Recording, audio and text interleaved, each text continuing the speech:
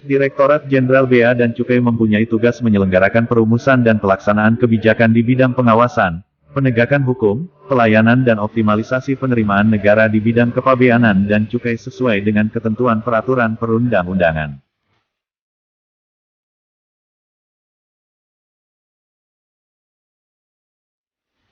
Sejauh ini kita ketahui bersama adapun fungsi bea dan cukai. Perumusan kebijakan di bidang penegakan hukum, pelayanan dan pengawasan, optimalisasi penerimaan negara di bidang kepabeanan dan cukai.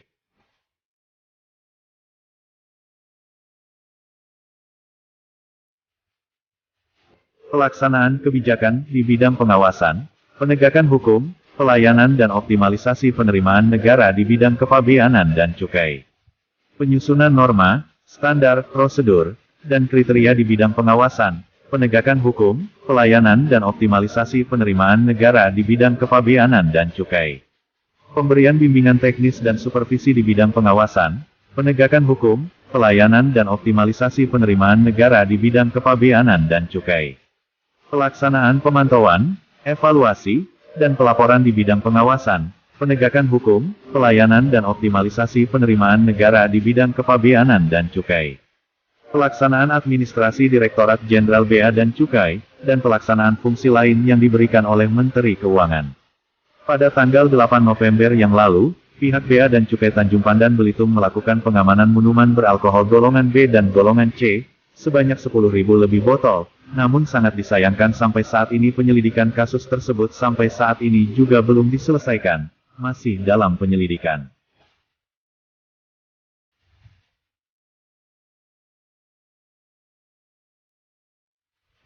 Sejauh ini kalangan masyarakat Belitung sangat ingin mengetahui siapa pemilik minum tersebut, dan dengan mempergunakan ekspedisi apa pihak pemilik mendistribusikan minuman tersebut.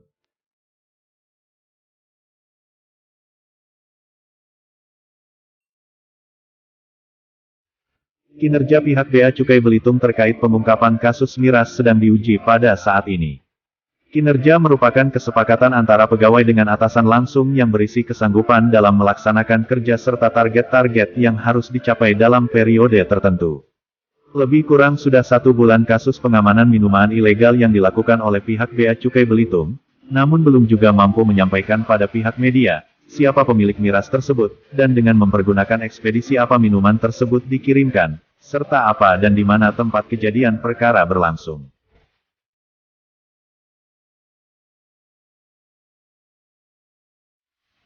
Sejauh ini Fahrudin Victory selaku Ketua DPD Media Independen Online Indonesia menilai, kinerja Bea Cukai Belitung terkesan lamban dan diduga ada upaya kurangnya transparan dalam menyampaikan siapa dalang dibalik minuman ilegal tersebut.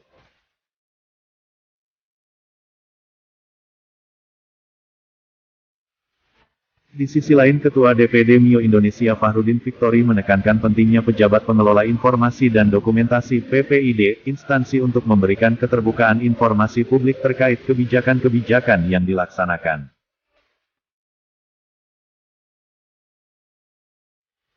Ini adalah masalah kewajiban sebagai apa yang disebut institusi publik.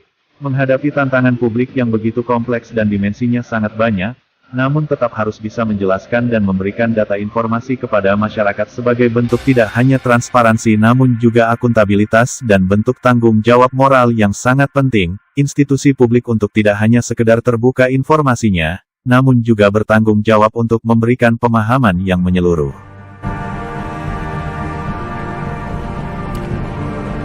Keterbukaan informasi adalah tujuannya untuk tidak hanya akuntabilitas transparansi, tapi paling ujung adalah rakyat percaya apa yang dilakukan pemerintah dan yang dilakukan pemerintah adalah sesuai dengan kepentingan publik bukan kepentingan pejabatnya atau kelompok tertentu. Dari Tanjung Pandan Belitung, Redaksi TV Online Belitung Televisi Berita melaporkan.